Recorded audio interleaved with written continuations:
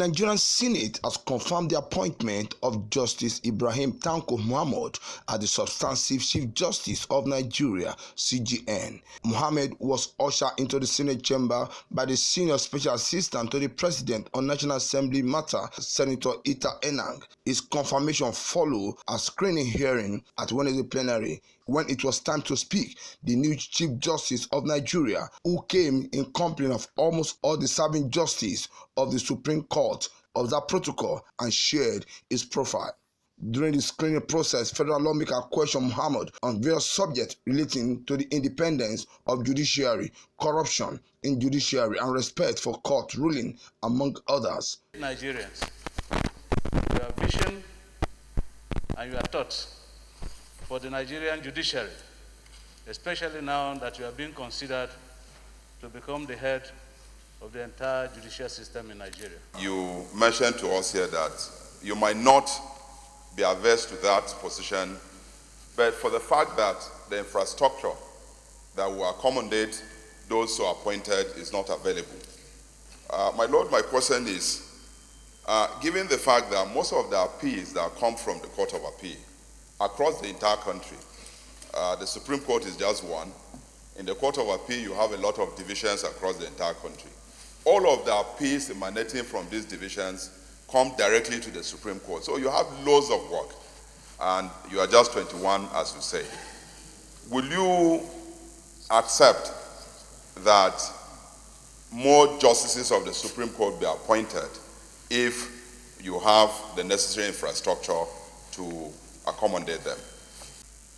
I know that all over the civilized world, the need for financial independence of the judiciary is critical if we are talking about the independence of the judiciary.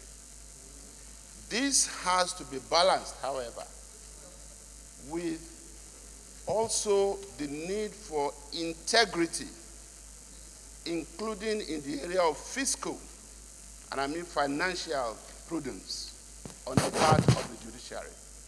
I therefore, my Lord, would like you to address this Senate and Nigerians on the issue of financial autonomy of the judiciary. Because my chair, I need your protection. Thank you, Mr. Chairman. Because, my Lord, there is growing public concern of recent on the need for financial independence of the judiciary, particularly state judiciaries. And then, of course, the second leg of my question is to say, my Lord, that I am glad that in your opening remarks, you promised to clamp down on corruption and inefficiency in the judiciary. Rightly or wrongly, my Lord, the Corruption Perception Index for the judiciary is not encouraging. What steps or mission would His Lordship take to improve the situation? Just a few weeks ago, the Supreme Court also said, and I quote, "The correct order to make is to declare the judgment of the trial tribunal a nullity as a result of one of the panelists not sitting on a day proceedings were held." And so Nigerians are really worried. Where would this Supreme Court be situated? We would like to know from you, under you, where justice will be, not where justice will be, what we can expect from the Supreme Court under you. The second part, my Lord, is an advice. The country is in very serious trouble, and we all know. And we see the court as the institution that will help us to be able to navigate out of the difficulties we are in today. And so, my advice, my Lord, is that this Supreme Court under you must continue to put Nigeria before any other thing so that we can have a country. Because if we don't have a country, there will be no Senate, there will be no Supreme Court, there will be nothing except a Somalia situation, and we don't want that. For the most part, we try as best we can to cure what we consider to be mischief arising from some decisions taken by the courts. But my Lord, we find that more often than not, after we've made these laws believing that we've cured these mischiefs, in your interpretation of these laws, we're back to square one. Some people are not very, very comfortable with judicial activism. They believe that we should make the law, interpret it the way we've written the law. But we end up seeing you actually making these laws for us. That some people are actually wondering whether you've taken over both our Section 4 rights and also your Section 6 rights. So I want to hear your views on how, going forward, what assurances you give to us that the laws that we passed here will be interpreted based on our own intendment. Thank you very much, my Lord. Responding, the new CGN promised to project Nigerian judiciary to greater heights with collaboration of executive and legislative arm of government. Now, I always say that a Nigerian judiciary is part and parcel of Nigeria. Therefore, I am not surprised if I see some justices are corrupt. But that does not mean that such judges who are corrupt should not be identified and treated under our laws. He also responded to a question on the administration of criminal justice and poor funding of judiciary. Honestly, what is keeping the judiciary aback is the lack of autonomy, especially the financial autonomy. We are not asking for anything more than what is provided for us in the budget. But distinguished, believe you me, you may go to some states, you will find that they are being refused even the ordinary, normal monthly grant. The Senate, however, voted to confirm Tanko Muhammad after Senate screened him for nearly 2 hours. In the Committee of the Whole, considered the request of Mr. President CNC for the confirmation of a nominee for appointment as Chief Justice of Nigeria. The nominee answered questions from distinguished senators on judicial matters and a number of topical issues. Thereafter, the committee approved the nomination of Honorable Justice Ibrahim Tanko Muhammad, CFR, as Chief Justice of Nigeria, CJN. Is this a true reflection of what transpired in the Committee of the Whole? Confirmation. Will the Senate confirm the nomination of Honorable Justice Ibrahim Tanko Muhammad for appointment as the Chief Justice of Nigeria? Those in favor say aye. Aye. Those against say nay. The ayes have it. The nomination of Honorable Justice Ibrahim Tanko is hereby confirmed as the Chief Justice of Nigeria. Mohammed Tanko has been acting at the CGN since January 25th this year, following the suspension of former CGN Walter Onoge based on the order of the Code of Conduct Tribunal. Justice Ibrahim Tanko, until his appointment, was a justice of the Supreme Court of Nigeria since 2007.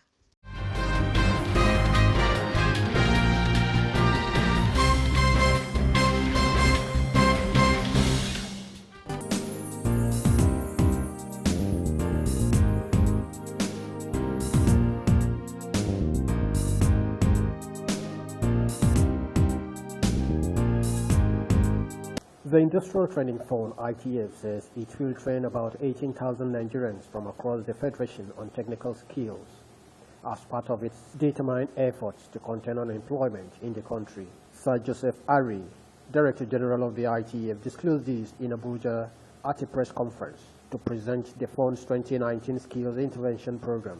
Ari said the fund came up with a list of 11 vocational skills for the 2019, which includes National Industrial Skills Development Program, Women's Skills Empowerment Program, Air Conditioning and Refrigeration, Design and Garment Making for Nigerian youths, among others.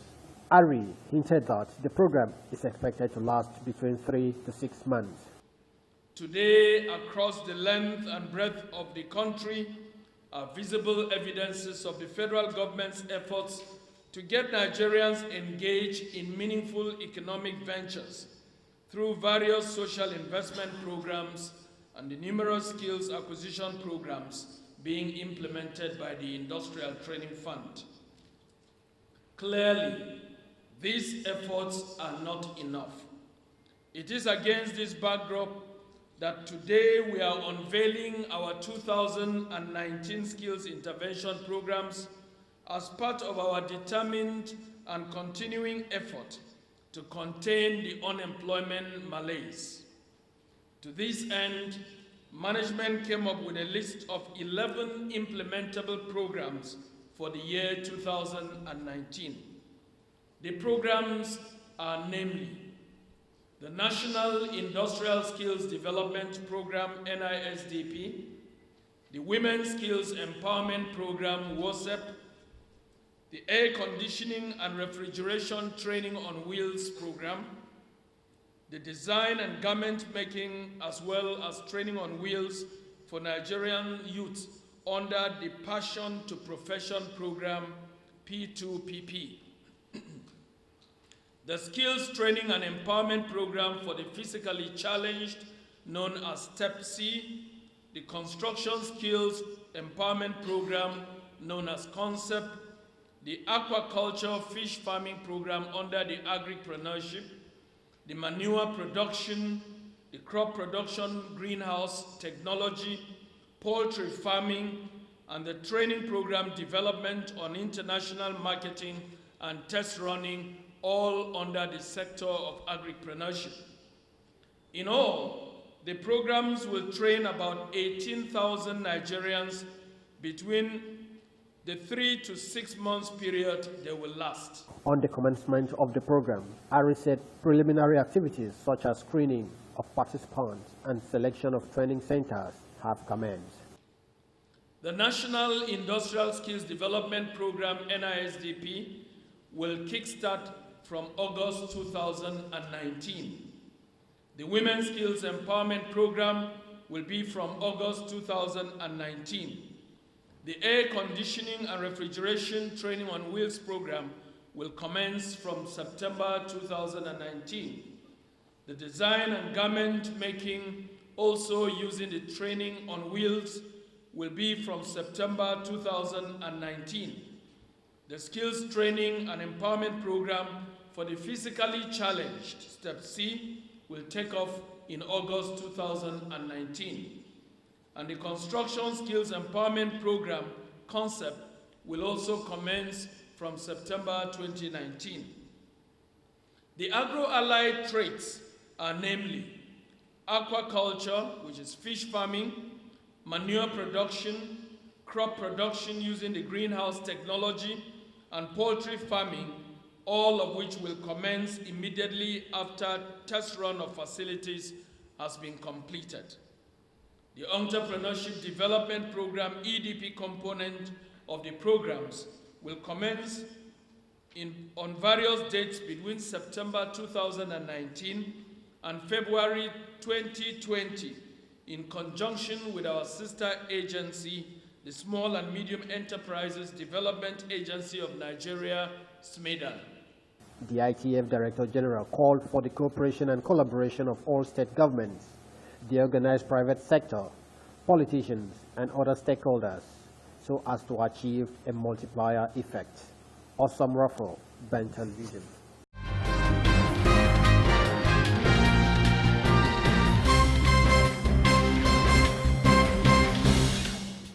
Discover the tangible magic of our hospitality that is all about you. The Wells Cutting Hotel and Apartments is a surely fantasy-like journey into a glamorous world of pure luxury and gratifying indulgence. The Wells Cutting Hotel and Luxury Apartments offers guests a perfect blend of relaxation, business and pleasure, delicately infused to meet the highest international standards.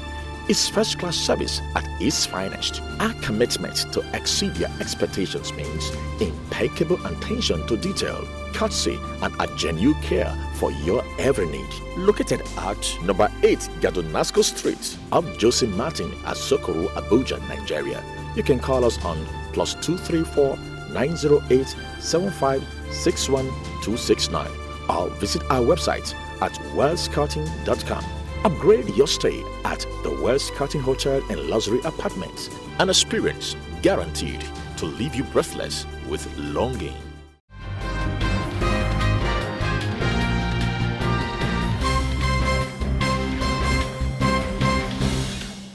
Nigerian Senate is moving fast to prevent a situation that may result in the repeat of the Bakassi episode all over again, as it had urged federal government to save the country's territorial water from being taken over by other countries. The Senate also resolved to invite United Nations resident team to brief the Senate in 4 weeks on the status of Nigeria's claim of our extended continental shelf. These were some of the resolutions reached at the plenary on Thursday, following the consideration of a motion on the urgent need to ascertain the status of Nigerian extended continental shelf project. In a move to lay claim to an extension of our continental shelf from 200 to 350 nautical miles, equivalent to 600,000 square kilometers, Nigeria in year 2000 set up an interministerial technical committee coordinated by the National Boundary Commission, which has been in forefront of the project. Presenting the motion during the plenary on Thursday, Senator Sekibo said the gain in the area of oil and gas exploration for Nigeria are enormous, urging the country to act fast to claim our coastal water. Understand that Nigeria will gain more as offshore oil well produced about 30% of the 85 million barrels of oil output per day in 2010. This means that with enough oil and gas prospecting infrastructure on offshore exploration and exploitation, the country will harvest more oil and gas than what is currently being produced onshore. Believes that offshore oil and gas production, when fully established, will drastically reduce militancy, incursion on oil pipelines, kidnapping of oil pipeline gas workers, as well as eradicate illegal bunkering, thus further reduce environmental pollution as it is today. In their separate contribution, cross-section of senators echoed the thought of the sponsor of the motion, calling for prompt action on the part of Nigeria's government to prevent a repeat of Bakassi's situation. Mr. President, for us that are coming from the Niger Delta, where oil exploration has caused a lot of damage to our ecology, most times we can't even have live fishes anymore from our rivers. We have to do a lot of deep sea fishing, and this continental shelf project will increase help us in acquisition of maritime territory that will aid natural resources like fishing, and other types of minerals that we may have to find in that shelf. Mr. President, this reminds me of what we suffered in the Bakassi case. When Cameroon started laying claim to Bakassi, some of us saw it as a big joke. How could you be talking of laying claims to territories that have been occupied by people who clearly have those places as their ancestral homes, with copious evidence? How would you be laying claim to territories? We asked. A basis for which is spurious 1884 agreements.